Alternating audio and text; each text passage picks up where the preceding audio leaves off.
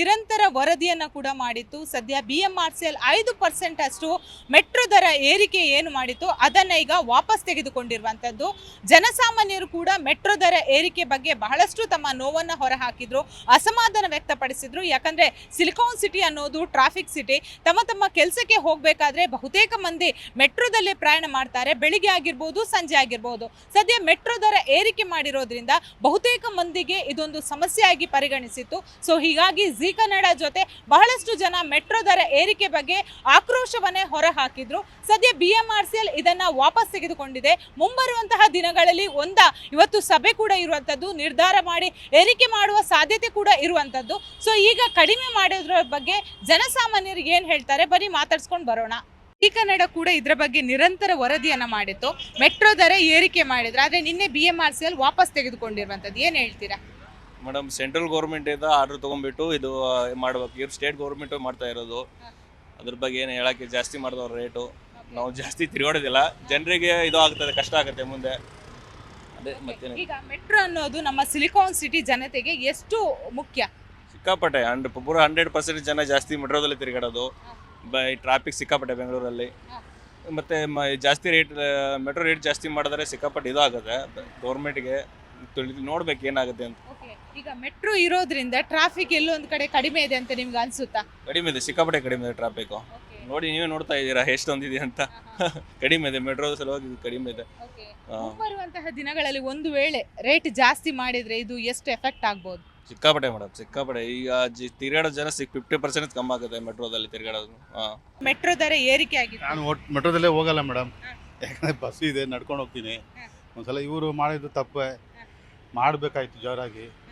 ಸ್ವಲ್ಪ ಕಡಿಮೆ ಮಾಡಬೇಕು, ಎಲ್ಲರೂ ನೋಡ್ಬೇಕಲ್ಲ, ಅದು ಒಳ್ಳೇದೇ ಕಡಿಮೆ ಮಾಡಿರೋದು. ಸರಿ, ಎಲ್ಲೋ ಒಂದು ಕಡೆ ಮೊನ್ನೆದು 5% ಜಾಸ್ತಿ ಮಾಡ್ತೀವಿ ಅಂತ ಹೇಳಿದ್ರು. ಈ ಸಂದರ್ಭದಲ್ಲಿ ಜೀ ಕನ್ನಡ ಕೂಡ ವರದಿ ಮಾಡಿತ್ತು, ಜನರು ಕೂಡ ಆಕ್ರೋಶ ವ್ಯಕ್ತಪಡಿಸಿದ್ರು. ಜಾಸ್ತಿ ಮಾಡಿದ್ರೆ ಜನರಿಗೆ ಎಷ್ಟು ಕಷ್ಟ ಆಗುತ್ತೆ? ಯಾಕಂದ್ರೆ ಈಗ ಪ್ರತಿಯೊಂದು ರೇಟ್ ಜಾಸ್ತಿ ಇದೆ. ಎಲ್ಲ ರೇಟು ಫುಲ್ ಇಡೀ ದೇಶದಲ್ಲಿ ಎಲ್ಲ ರೇಟು. ಅಂಗಡಿಗೆ ಒಂದು 500 ರೂಪಾಯಿ ತೊಗೊಂಡೋದ್ರೆ ಮಿಕ್ಕಿದ್ದು ಒಂದು 10 ರೂಪಾಯಿನೇ ಮಿಕ್ಕೋದು, ಬೇರೆ ಯಾವುದು ಇರಲ್ಲ. ತುಂಬ ಕಷ್ಟಮ್ಮ ಇವಾಗ ಲೈಫ್. ಮೊದಲಾದ್ರೂ ನಾವು ಬ್ಯಾಂಗ್ಳೂರಲ್ಲೇ ಹುಟ್ಟು ಬೆಳೆದಿರೋದು. ನಾವು ಮೊದಲು ಹೆಂಗಿದ್ವಿ ಗೊತ್ತಾ, ನಾವು 10 ರೂಪಾಯಿ ಇದ್ರೆ ಏನೋ ಜಾಲಿ, ಏನೋ ಒಂದು ಖುಷು 10 ರೂಪಾಯಿ. ಇವಾಗ 10 ರೂಪಾಯಿ ಬಂದು 1 ರೂಪಾಯಿ ಆಗ್ಬಿಟ್ಟಿದೆ.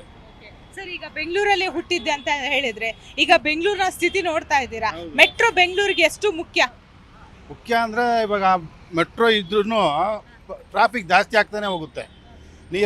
ಫಾರ್ ಎಕ್ಸಾಂಪಲ್ ನಮ್ಮ KR ಪುರದಲ್ಲಿ ತಗೊಳ್ಳಿ, ನೈಟಲ್ಲಿ ಬಸ್ಗಳೇ ಇರಲ್ಲ. ಅಲ್ಲಿ ಯಾವತ್ತಾದ್ರೂ ನಾವು ಅಲ್ಲಿ ಹೋಗ್ತೀವಿ, ಬಸ್ಸೇ ಇರಲ್ಲ ಮೇಡಮ್. ಅಲ್ಲಿ ಹೆಂಗೆ ನಾವು ಬರ್ಬೇಕು? ಹೇಳಿ, ಅಲ್ಲಿಂದ ಶಿವಾನಗರ ಬರ್ಬೇಕು ನಾವು. ನಾನು ಕಾದು ಒಂದು ಅರ್ಧ ಅವರ್ ಕಾದ್ತೀವಿ, ಬರಲ್ಲ. ನಾವು ನಿಂತು ಬೇಜಾರಾಗ್ಬಿಟ್ಟು ಸೈಲೆಂಟಾಗಿ ನಡ್ಕೊಂಡೇ ಬಂದ್ಬಿಟ್ಟು ಒಂದ್ಸಲ ನಾನು. ಸರ್, ಎಲ್ಲೋ ಒಂದು ಕಡೆ ರಾಜ್ಯ ಸರ್ಕಾರ ಕೇಂದ್ರ ಸರ್ಕಾರ ತಿಕ್ಕಾಟ ಮಾಡ್ತಾ ಇದೆ. ಮೆಟ್ರೋ ರೇಟ್ ನಾವು ಜಾಸ್ತಿ ಮಾಡಿದ್ದಲ್ಲ, ನೀವು ಜಾಸ್ತಿ ಮಾಡಿದಂತ. ರಾಜಕೀಯ ನಾಯಕರುಗಳಿಗೆ ಏನು ಹೇಳ್ತೀರಾ? ಗಲಾಟೆ ಮಾಡ್ಕೊಳ್ಳದೆ ಹೊಂದಾಣಿಕೆಯಲ್ಲಿ ಮಾಡ್ಕೊಂಡು ಹೋಗ್ಬೇಕು ಅನ್ಸುತ್ತಾ? ಅವ್ರಿಗೆ ಇರ್ಬೇಕದು, ನಾವು ಹೇಳೋಕ್ಕಾಗಲ್ಲ. ಕಡಿಮೆ ಮಾಡೋಕ್ಕೆ ಎಲ್ಲ MPಗಳು ಅವರು ಎಲ್ಲ ಶ್ರಮ ಪಡ್ತಾ ಇದ್ದಾರೆ. ಸ್ಟೇಟ್ ಗೌರ್ಮೆಂಟ್ಗೆ ದುಡ್ಡಿಲ್ಲ, ಅದರಿಂದ ಸ್ಟೇಟ್ ಗೌರ್ಮೆಂಟ್ನ ಮನ್ಸಿಗೆ ಬಂದಂಗೆ ಏರಿಸ್ಕೊಂಡು ಹೋಗ್ತಾವ್ರೆ. ದರ ಕಡಿಮೆ ಆಗಬೇಕು. ಈಗಾಗಲೇ 5 ತಿಂಗಳಿಂದ ಆಗಿರೋ ದರನೇ ತಡ್ಕೊಳಕ್ಕಾಗ್ತಾ ಇಲ್ಲ ನಮ್ಮ ಕೈಲಿ. ಹೆವಿ 1ಕ್ಕೆ ಡಬಲ್ ಕೊಡ್ತಾ ಇದ್ದೀವಿ. ಅದರಿಂದ ಇದು ಸ್ಟ್ರೈಕ್ ಆಗಬೇಕು, ದರ ಕಡಿಮೆ ಆಗಲೇಬೇಕು. ಈಗ ನೀವು ಡೈಲಿ ಮೆಟ್ರೋದಲ್ಲಿ ಓಡಾಟ ಮಾಡೋದಾ? ಬೆಂಗಳೂರಿಗೆ ಮೆಟ್ರೋ ಎಷ್ಟು ಮುಖ್ಯ? ಮೆಟ್ರೋ ಇಲ್ದಲೇ ಇದ್ರೆ ಇವಾಗ ಆಗೋದೇ ಇಲ್ಲ. ಯಾಕೆಂದರೆ ಈಗಿನ ಟ್ರಾಫಿಕ್ನಲ್ಲಿ ಮೆಟ್ರೋ ಇಲ್ದಲೇ ಇದ್ರೆ ಆಗೋದೇ ಇಲ್ಲ. ಮೆಟ್ರೋನಲ್ಲೇ ಜನ ಹಿಡಿಯಲ್ಲ, ಅಷ್ಟು ಫುಲ್ಲಾಗಿ ಬರ್ತಾವ್ರೆ. ಅದರಿಂದ ಮೆಟ್ರೋ ಬೇಕೇ ಬೇಕು. ಅದ್ರ ತಕ್ಕನಾಗಿ ರೇಟು ವಿಪರೀತ ಜಾಸ್ತಿ ಆಗ್ತಾ ಇದೆ. ಸರಿ, ಎಲ್ಲೋ ಒಂದು ಕಡೆ 5% ಜಾಸ್ತಿ ಮಾಡ್ತೀವಿ ಹೇಳಿದ್ರು. ಜೀ ಕನ್ನಡ ಕೂಡ ವರದಿ ಮಾಡಿತ್ತು, ಆಮೇಲೆ ಎಲ್ಲರೂ ಕೂಡ ಆಕ್ರೋಶ ವ್ಯಕ್ತಪಡಿಸಿದ್ರು. ಏನೋ 5% ಜಾಸ್ತಿ ಮಾಡಲ್ಲ ಅಂತ ಹೇಳ್ತಿದ್ದೀರಾ. ಬಟ್ ಈಗ ನೀವು ಡೈಲಿ ಓಡಾಡ್ತಿದ್ದೀರಲ್ಲ, ಎಷ್ಟು ಕೊಡ್ತಾ ಇದ್ದೀರಾ ನೀವು ಟಿಕೆಟ್? ಡೈಲಿ ಪರ್ ಡೇ ಇವಾಗ ನಾನು 120 ರೂಪಾಯಿ ಕೊಡ್ತಾ ಇದ್ದೀನಿ. ಈಗ ಮೆಟ್ರೋ ದರ 5% ಏರಿಕೆ ಬಗ್ಗೆ ಪ್ರಸ್ತಾವನೆ ಇಟ್ಟಿದ್ರು, ನಿನ್ನೆ ವಾಪಸ್ ತಗೊಂಡಿದ್ದಾರೆ.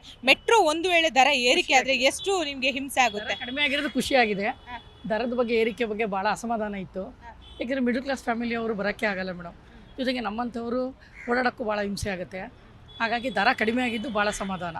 ಮ್ಯಾಮ್ ಇಲ್ಲಿ ಎಲ್ಲೋ ಒಂದ್ ಕಡೆ ಈಗ ಕೇಂದ್ರ ರಾಜ್ಯ ಸರ್ಕಾರದ ಮೇಲೆ ಹೇಳೋದು, ರಾಜ್ಯ ಸರ್ಕಾರ ಕೇಂದ್ರ ಸರ್ಕಾರದ ಹೇಳೋದು, ಸೊ ಇಲ್ಲಿ ಜನಸಾಮಾನ್ಯರು ನಡುವೆ ಸಿಕ್ಕಾಕೊಂಡು ನಡುವೆ ಜನಸಾಮಾನ್ಯರು ಇದಾಗ್ತಾ ಇದ್ದಾರೆ ಮೇಡಮ್. ಅಷ್ಟೇ. ರೇಟ್ ಜಾಸ್ತಿ ಬಗ್ಗೆ ಏನ್ ಹೇಳ್ತೀರಾ? ಎಲ್ಲ ರೇಟ್ ಜಾಸ್ತಿ ಆಗ್ತಿದೆ. ರೇಟ್ ಹೆಚ್ಚಳದ ಬಗ್ಗೆ ಮೇಡಮ್ ಎಲ್ಲಾನು ಟೋಟಲ್ ಆಗಿ ಅಸಮಾಧಾನ ಇದೆ ಮೇಡಮ್. ಅಷ್ಟೇ ಮೇಡಮ್, ಅಷ್ಟೇ. Okay. ಆ ಮಧ್ಯಮ ವರ್ಗ ಜನಜೀವನ ಮಾಡೋದು ಬಹಳ ಕಷ್ಟ ಆಗಿದೆ ಅಂತ ಹೇಳ್ತೀನಿ ಮೇಡಮ್. ಸರ್ಕಾರ ಪ್ರಯಾಣಿಕರ ಮೆಟ್ರೋ ದರವನ್ನ ಪರಿಷ್ಕರಣಾ ದರವನ್ನ ಬಿಡುಗಡೆ ಮಾಡಿದ್ದು, 1 ರಿಂದ 5 ರೂಪಾಯಿ ಹೆಚ್ಚಳವನ್ನ ಮಾಡಿತ್ತು. ಇದು ಸಾರ್ವಜನಿಕರಲ್ಲಿ ಒಂದು ಆಕ್ರೋಶಕ್ಕೂ ಕೂಡ ಕಾರಣವಾಗಿತ್ತು. ಸೊ ಆದ್ರೆ ಸರ್ಕಾರ ಜನಸಾಮಾನ್ಯರ, ಅದರಲ್ಲೂ ಹೆಚ್ಚಾಗಿ ಮಧ್ಯಮ ವರ್ಗದವರು ಮತ್ತು ಬಡವರ ಒಂದು ಆರ್ಥಿಕ ಪರಿಸ್ಥಿತಿಯನ್ನ ಅರ್ಥ ಮಾಡಿಕೊಂಡು ಮೆಟ್ರೋ ದರದ ಪರಿಷ್ಕೃತ ದರ ಏನು ಬಿಡುಗಡೆ ಮಾಡಿತ್ತು ಅದನ್ನ ವಾಪಸ್ ಪಡ್ಕೊಂಡಿರೋದು ನಿಜಕ್ಕೂ ಕೂಡ ಒಂದು ಸ್ವಾಗತಾರ್ಹವಾದಂತಹ ಒಂದು ಬೆಳವಣಿಗೆ. ಸೊ ಈ ದರ ಬಿಡುಗಡೆಯಾದಂತಹ ಸಂದರ್ಭದಲ್ಲಿ ಪರಿಷ್ಕೃತ ದರ ಬಿಡುಗಡೆಯಾದಂತಹ ಸಂದರ್ಭದಲ್ಲಿ ಜಿ ಕನ್ನಡದ ಏನು ಚಾನೆಲ್ ಅವರು ಇದರ ಬಗ್ಗೆ ಹೆಚ್ಚು ವರದಿಯನ್ನ ಮಾಡಿದ್ರು. ನಿರಂತರ ವರದಿಯನ್ನ ಮಾಡಿದರ ಫಲಶ್ರುತಿ ಅಂತಾನೆ ಕೂಡ ಹೇಳ್ಬೋದು. ಜಿ ಕನ್ನಡದವರು ನಮ್ಮನ್ನು ಕೂಡ ಇಂಟರ್ವ್ಯೂವನ್ನ ಮಾಡಿ ಅನೇಕ ಜನಸಾಮಾನ್ಯರ ಇಂಟರ್ವ್ಯೂ ಮಾಡಿ ಅವರ ಏನು ಒಂದು ಸಮಸ್ಯೆ ಯಾವ ರೀತಿ ಪರಿಣಾಮವನ್ನ ಬೀರುತ್ತೆ, ಈ ರೀತಿಯ ದರ ಪರಿಷ್ಕರಣದಿಂದ ಆಗುವ ಅನಾಹುತಗಳೇನು, ದುಷ್ಪರಿಣಾಮಗಳೇನು ಎಂಬುದನ್ನು ನಿರಂತರವಾಗಿ ತಮ್ಮ ವಾಹಿನಿಯ ಮುಖಾಂತರ ಪ್ರಸಾರ ಮಾಡುವುದರ ಮೂಲಕ ಸರ್ಕಾರವನ್ನ ಗಮನ ಸೆಳೆದಿದ್ದು ನಿಜಕ್ಕೂ ಕೂಡ ನಾವು ಆ ಜಿ ಕನ್ನಡದವರಿಗೆ ಒಂದು ಅಭಿನಂದನೆಯನ್ನ ಸಲ್ಲಿಸಬೇಕು. ಅವರ ನಿರಂತರವಾದಂತಹ ಒಂದು ಏನು ಪ್ರಸಾರದ ಫಲಶ್ರುತಿಯೇ ಈ ಒಂದು ಏನು ಪರಿಷ್ಕೃತ ದರವನ್ನ ವಾಪಸ್ ಪಡಿಸ್ಕೊಂಡಿರೋದಕ್ಕೆ ಕಾರಣ ಅಂತಲೂ ಕೂಡ ನಾವು ಹೇಳೋದಕ್ಕೆ ನಾನು ಇಷ್ಟಪಡ್ತೀನಿ. ಸೊ ಸರ್ಕಾರಕ್ಕೆ ನಾನು ಮತ್ತೊಮ್ಮೆ ಅಭಿನಂದನೆಯನ್ನ ತರಿಸ್ತೀನಿ. ಯಾಕೆ ಅಂತಂದ್ರೆ ಜನಗೆ ದಿನನಿತ್ಯದ ಬಳಕೆಯ ವಸ್ತುಗಳ ಒಂದು ಬೆಲೆ ಹೆಚ್ಚು ಆಗ್ತಾ ಇದೆ. ಅಂತ ಸಂದರ್ಭದಲ್ಲಿ ಈ ಮೆಟ್ರೋ ದರವನ್ನ ಹೆಚ್ಚಳ ಮಾಡಿದ್ದು ಎಲ್ಲೋ ಒಂದು ಕಡೆ ಜನಸಾಮಾನ್ಯರ ಒಂದು ಆರ್ಥಿಕ ಹೊರೆ ಆಗ್ತಾ ಇತ್ತು. ಆ ಒಂದು ಎಲ್ಲವನ್ನ ಪರಿಗಣಿಸಿ ಸರ್ಕಾರ ಒಂದು ದೃಢ ನಿರ್ಧಾರವನ್ನು ತೆಗೆದುಕೊಂಡು ಜನಸಾಮಾನ್ಯರ ದಿನನಿತ್ಯದ ಏನು ಪ್ರಯಾಣಿಕರಿಗೆ ಅನಾನುಕೂಲವಾಗದಂತೆ ಅನುಕೂಲವಾಗುವ ರೀತಿಯಲ್ಲಿ ಆ ಪರಿಷ್ಕರಣಾ ದರವನ್ನ ವಾಪಸ್ ಪಡ್ಕೊಂಡಿರೋದು ನಿಜಕ್ಕೂ ಕೂಡ ಒಂದು ಕ್ರಾಂತಿಕಾರಿ ಬೆಳವಣಿಗೆ, ಒಂದು ಸಂತೋಷ ಸಂಗತಿ. ಎಲ್ಲಾ ಜನಸಾಮಾನ್ಯರ ಪರವಾಗಿ ನಾನು ಸರ್ಕಾರಕ್ಕೆ ಧನ್ಯವಾದಗಳನ್ನ ಸಲ್ಲಿಸ್ತೀನಿ. ಬಟ್ ಎಲ್ಲೋ ಒಂದ್ ಕಡೆ ದರ ಏರಿಕೆ ಇಳಿಕೆ ಈ ತರ ಆಗ್ತಾ ಇದೆ, ಇದು ಜನರಿಗೆ ಎಷ್ಟು ಸಮಸ್ಯೆ ಆಗುತ್ತೆ? Preferably metro shouldn't be for profit. Actually profit ಅಂತ ಹೋದ್ರೆ ಅಗೈನ್ ಅದೇ it will lead to other problems. ಯಾಕೆಂದರೆ ಟ್ರಾಫಿಕ್ಕು ಅದು ಇದು ಪ್ರಾಬ್ಲಮ್ಸ್ ಕ್ರಿಯೇಟ್ ಆಗುತ್ತೆ. So ease of movement reliability ಇವೆಲ್ಲ ಇರೋದ್ರಿಂದ ಪ್ರಿಫರಬಲಿ ಮೆಟ್ರೋ ಆದಷ್ಟು ಕೈಗೆಟುಕುವ ದರದಲ್ಲಿದ್ದರೆ ಜನಸಾಮಾನ್ಯರಿಗೆ ಇನ್ನೂ ಉಪಯೋಗಿಸ್ಕೋಬೋದು ಅಂತ ಅನಿಸುತ್ತೆ.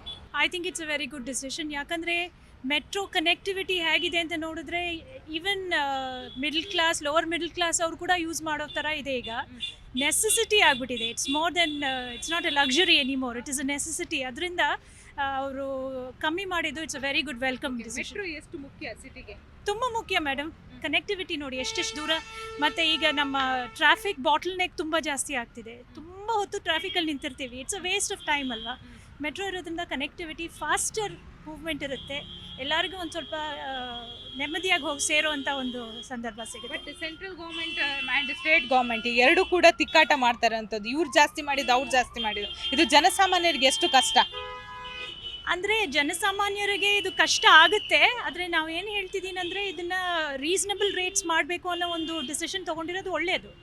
ಯಾಕಂದರೆ ಅದು ಎಲ್ಲರಿಗೂ ಇಟ್ ಇಸ್ ಎಲ್ಲ ಕ್ಲಾಸಸ್ಸಿಗೂ ಅಫೋರ್ಡಬಿಲಿಟಿ ಇರಬೇಕು. ಎಲ್ಲರಿಗೂ ಒಂದು ಆಕ್ಸೆಸಿಬಿಲಿಟಿ ಇರೋದ್ರಿಂದ ಬರ್ತಾರೆ ಅಲ್ವಾ, ಬೇಗ ಹೋಗಿ ಸೇರೋದು, ಕೆಲಸಗಳಾಗುತ್ತೆ, ಎಕಾನಮಿ ಮುಂದೆ ಬರುತ್ತೆ ಅಲ್ವಾ.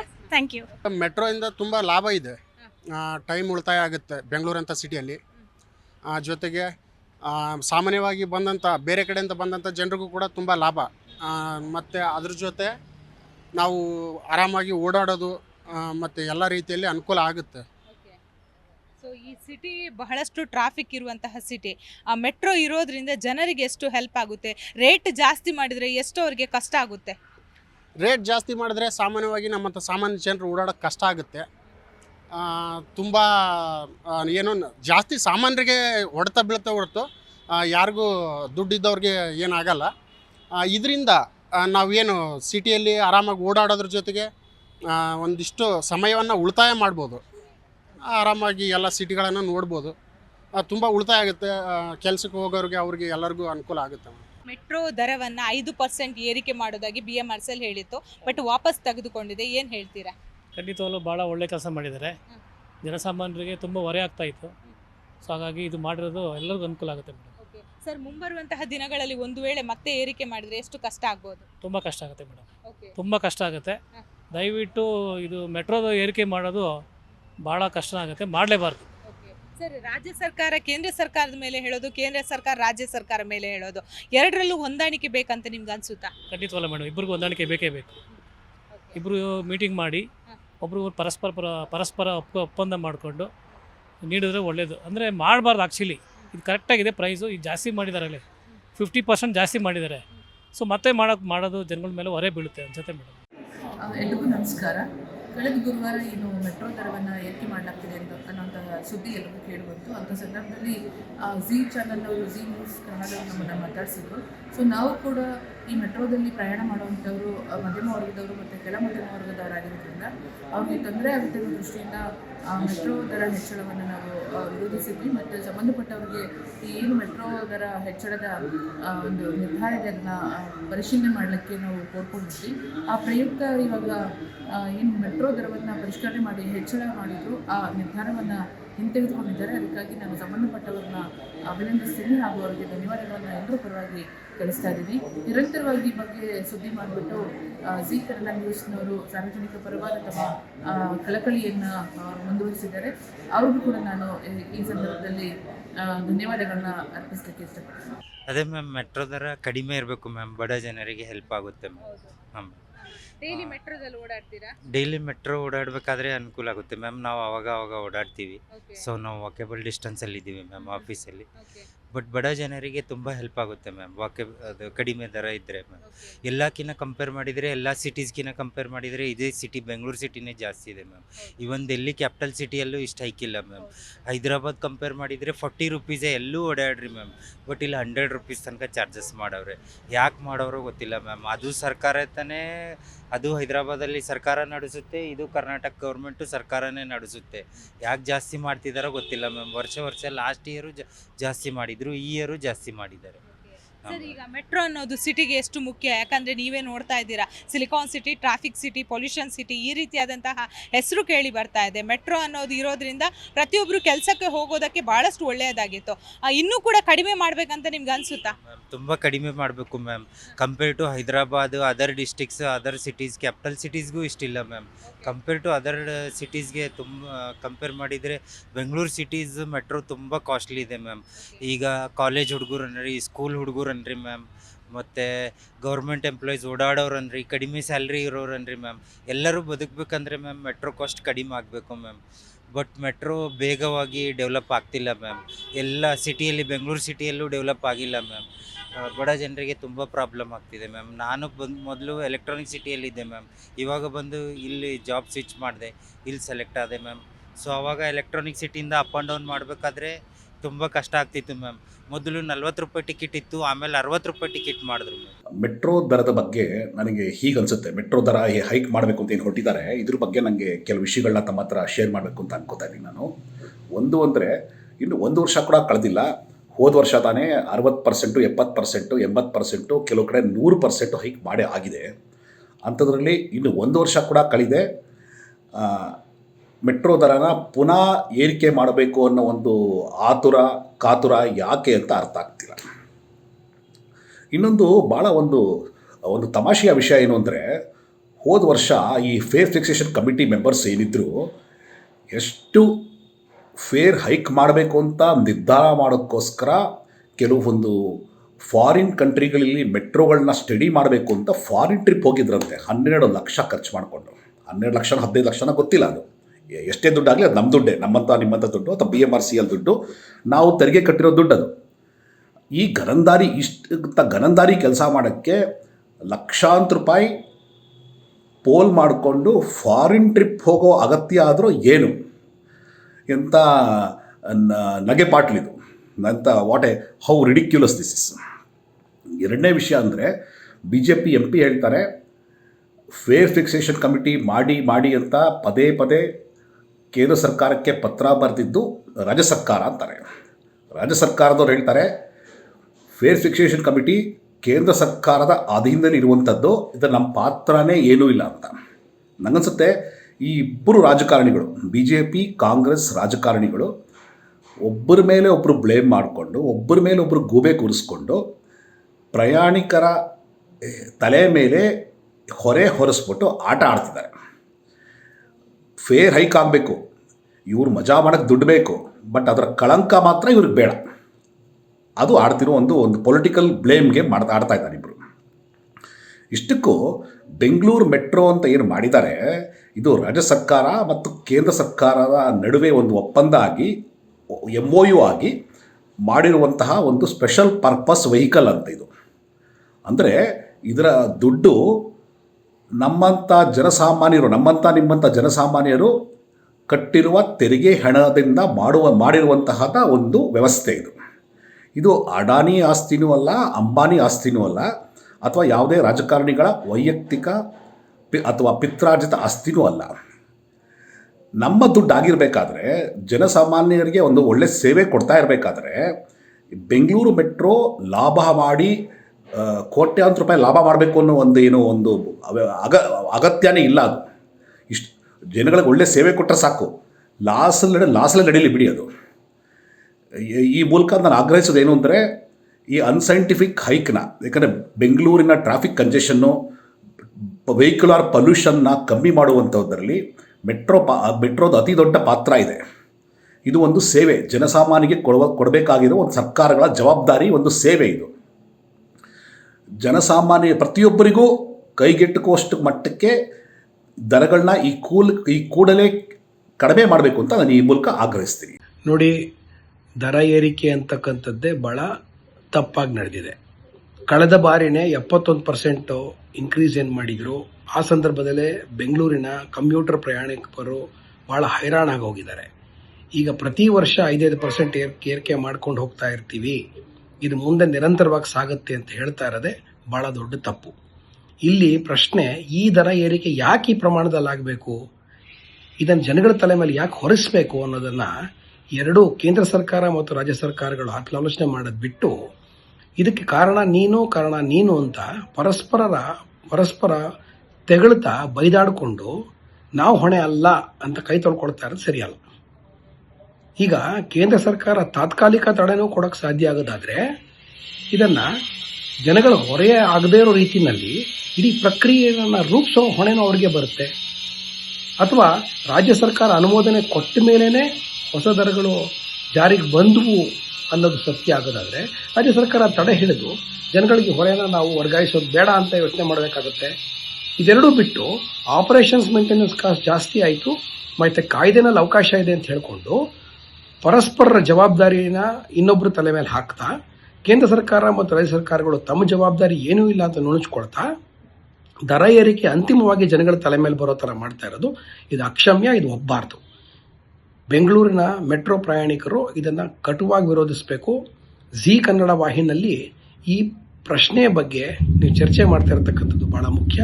ಸೊ ಹಾಗಾಗಿ ನಮ್ಮ ಬೆಂಗಳೂರು ಉಳಿಸಿ ಸಮಿತಿಯ ಅಭಿಪ್ರಾಯ ಏನು ಅಂತಂದರೆ, ದರ ಏರಿಕೆಗೆ ಕಾಯ್ದೆಯಲ್ಲಿರ್ತಕ್ಕಂಥ ಗೊಂದಲನ ಬಳಸಿಕೊಂಡು ಎರಡೂ ಸರ್ಕಾರಗಳು ತಮ್ಮ ಜವಾಬ್ದಾರಿಯಿಂದ ನುಣುಚಿಕೊಂಡು ದರ ಏರಿಕೆ ಹಾಗೆ ಉಳಿಯೋ ಥರ ಮಾಡ್ತಕ್ಕಂಥ ರಾಜಕೀಯ ಹುನ್ನಾರ ಇದರಲ್ಲಿದೆ.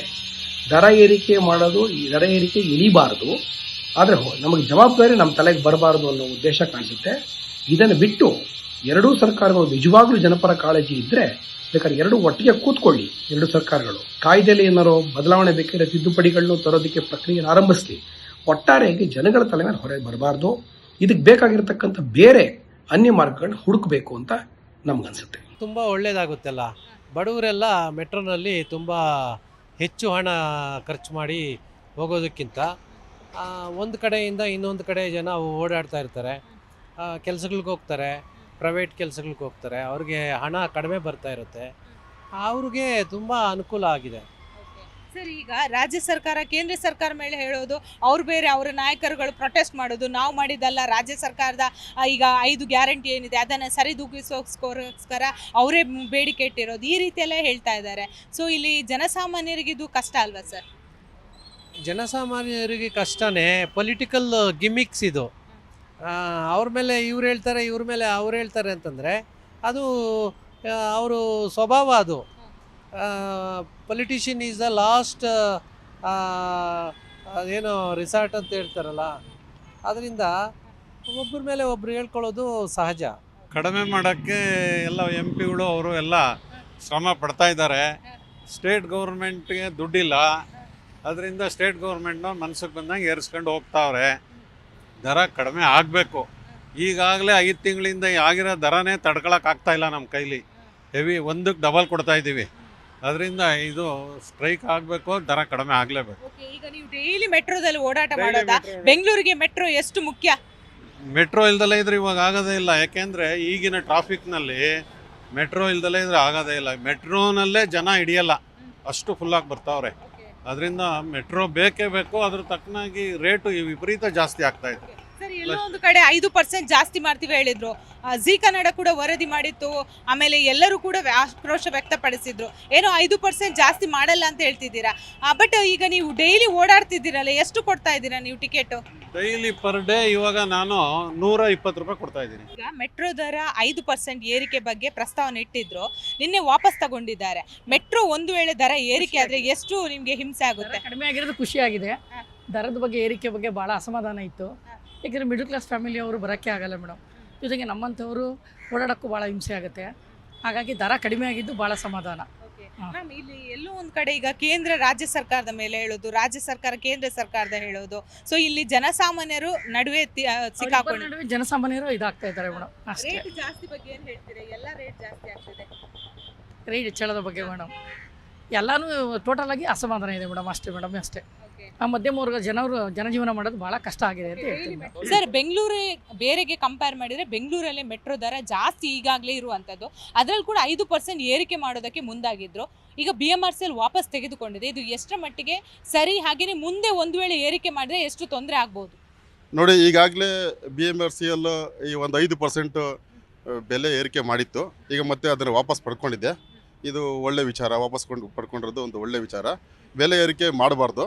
ಜನಗಳಿಗೆ ಭಾಳ ತೊಂದರೆ ಆಗ್ತಾಯಿದೆ. ಈಗಾಗಲೇ ನಮ್ಮ ದೇಶದಲ್ಲಿ ಎಲ್ಲ ಮೆಟ್ರೋ ಇದ್ರ ಕಂಪೇರ್ ಮಾಡಿದ್ರೆ ಬೆಂಗಳೂರಿನ ಮೆಟ್ರೋ ದರ ಹೆಚ್ಚಿಗೆ ಇದೆ. ಹಾಗಾಗಿ ನಾನು ಈ ವಿಚಾರದಲ್ಲಿ ಬೆಲೆ ಏರಿಸಬಾರ್ದು ಮತ್ತು ವಾಪಸ್ ತಗೊಂಡಿರೋ ವಿಚಾರ ಸಂತೋಷದಾಯಕ ವಿಚಾರ ಅಂತ ಹೇಳ್ತೀನಿ. ನೀವು ಕೂಡ ನ್ಯಾಯವಾದಿ ಸರ್. ಈಗ ಸಿಟಿಯನ್ನು ನೋಡಿದ್ದೀರಾ, ಬಹಳಷ್ಟು ಟ್ರಾಫಿಕ್ಕಿಂದ ಕೂಡಿರುವಂಥದ್ದು. ಡೆಲ್ಲಿಗೆ ಇನ್ನೇನು ಸ್ವಲ್ಪ ದಿವಸದಲ್ಲಿ ರೀಚ್ ಆಗ್ತೀವಿ. ಯಾಕಂದರೆ ಈಗ ಮೆಟ್ರೋಗೆ ಕೂಡ ಇವರು ದಿನೇ ದಿನೇ ಏರಿಕೆ ಮಾಡಿದರೆ ಲಕ್ಷಾಂತರ ಜನ ಈಗ ಕೆಲಸಕ್ಕೆ ಹೋಗ್ತಾರೆ. ಸೊ ಒಂದು ವೇಳೆ ದರ ಮತ್ತೆ ಮತ್ತೆ ಏರಿಕೆ ಮಾಡ್ತಾ ಹೋದರೆ ಎಷ್ಟು ಸಮಸ್ಯೆ ಆಗ್ಬೋದು? ನೋಡಿ, ಬೆಂಗಳೂರಿನಲ್ಲಿ ಈ ಮೆಟ್ರೋ ಪ್ರಯಾಣಿಕರ ಸಂಖ್ಯೆ ತುಂಬ ಅಧಿಕವಾಗಿದೆ. ಅದರಲ್ಲಿ ಬೆಲೆ ಏರಿಕೆ ಮಾಡಿದರೆ ಭಾಳ ಕಷ್ಟ ಆಗುವಂಥ ಸಾಧ್ಯತೆ ಇರುತ್ತೆ. ಅದರಲ್ಲಿ ಇಲ್ಲಿ ಈ ಸಾರ್ವಜನಿಕವಾಗಿ ದಟ್ಟಣೆ ಸಾಕಷ್ಟು ಹೆಚ್ಚಿಗೆ ಇರೋದ್ರಿಂದ ಮೆಟ್ರೋ ಸಂಚಾರದ ಮೇಲೆ ಜನ ಅವಲಂಬಿತ ಇದ್ದಾರೆ. ಹಾಗಾಗಿ ಮೆಟ್ರೋ ದರನ ಏರಿಸಬಾರ್ದು ಮತ್ತು ಇದು ತುಂಬ ಪಬ್ಲಿಕ್ಕಿಗೆ ಅವಶ್ಯಕತೆವಾದ ಒಂದು ಸಂಚಾರ ಮಾರ್ಗ ಅಂತ ತಿಳ್ಕೊಳ್ತೀವಿ. ನೋಡಿದ್ರಲ್ಲ ವೀಕ್ಷಕರೇ, ಮೆಟ್ರೋ ದರ ಬಗ್ಗೆ ಈಗಾಗಲೇ 5% ಏರಿಕೆ ಬಗ್ಗೆ ಇಳಿಕೆಯನ್ನು ಏನೋ BMRCL ಮಾಡಿದೆ. ಆದರೆ ಮುಂಬರುವಂತಹ ದಿನಗಳಲ್ಲಿ ಮತ್ತೆ ಏರಿಕೆ ಮಾಡಿದರೆ ಸರಿಯಲ್ಲ. ಯಾಕಂದರೆ ಬೇರೆ ದೇಶಗಳಾಗಿರ್ಬೋದು, ಬೇರೆ ಇದಕ್ಕೆ ಹೋಲಿಸಿದಾಗ ಬೆಂಗಳೂರಿನಲ್ಲಿ ಮೆಟ್ರೋ ದರ ಏರಿಕೆಯಲ್ಲಿ ಮೊದಲ ಸ್ಥಾನ ಇರುವಂಥದ್ದು, ದೆಹಲಿ 2ನೇ ಸ್ಥಾನ ಇದೆ. ಹಾಗೆಯೇ ಬೇರೆದೆಲ್ಲ ಕಡಿಮೆ ಇರುವಂಥದ್ದು. ಆದರೆ ಬೆಂಗಳೂರಲ್ಲಿ 100 ರೂಪಾಯಿ, 90 ರೂಪಾಯಿ ಈ ರೀತಿಯಾದಂತಹ ಒನ್ ಟೈಮ್ ಬೇರೆ ಕಡೆ ಹೋಗಬೇಕಾದ್ರೆ ಜರ್ನಿಗೆ ಕೂಡ ಇಷ್ಟು ದುಡ್ಡನ್ನು ಕೊಡಬೇಕಾದ್ರೆ ಬೇರೆ ಕಡೆಯಲ್ಲಿ 40 ರೂಪಾಯಿ, 50 ರೂಪಾಯಲ್ಲಿ ಅಲ್ಲಿ ಎಲ್ಲೆಲ್ಲ ಮೆಟ್ರೋ ಹೋಗುತ್ತೆ ಅಲ್ಲಿಗೆ ತನಕ ಹೋಗೋದಕ್ಕೆ ಒಂದು ಅವಕಾಶ ಇದೆ. ಆದರೆ ಬೆಂಗಳೂರಲ್ಲಿ ಎಲ್ಲೋ ಒಂದು ಕಡೆ ಕಾಸ್ಟ್ಲಿ ಸಿಟಿ ಅಂತ ಈಗಾಗಲೇ ಹೆಸರು ಬರ್ತಾ ಇದೆ. ಸೊ ಅದಕ್ಕೆ ಬೇಕಾದಾಗೆ ಮೆಟ್ರೋ ದರ ಕೂಡ ಏರಿಕೆ ಆಗಿರೋದ್ರಿಂದ ಬಹುತೇಕ ಮಂದಿಗೆ ಇದೊಂದು ಸಮಸ್ಯೆ ಆಗ್ತಾ ಇದೆ. ಮುಂಬರುವಂತಹ ದಿನಗಳಲ್ಲಿ ಈಗಿರುವಂತಹ ಬೆಲೆ ಏನಿದೆ ಅದನ್ನು ಕೂಡ ಕಡಿಮೆ ಮಾಡಿದರೆ ಮತ್ತಷ್ಟು ಜನರಿಗೆ ಉಪಯೋಗ ಆಗುತ್ತೆ ಅನ್ನೋದು ಬಹುತೇಕ ಮಂದಿಯ ಈಗಾಗಲೇ ಒಪಿನಿಯನ್ ಕೂಡ ಆಗಿರುವಂಥದ್ದು. ಬೆಂಗಳೂರಿಂದ ಕ್ಯಾಮ್ರಾ ಪರ್ಸನ್ ನಾಗರಾಜ್ ಜೊತೆ ಭವ್ಯ ಸುನಿಲ್, ಜಿ ಕನ್ನಡ ನ್ಯೂಸ್.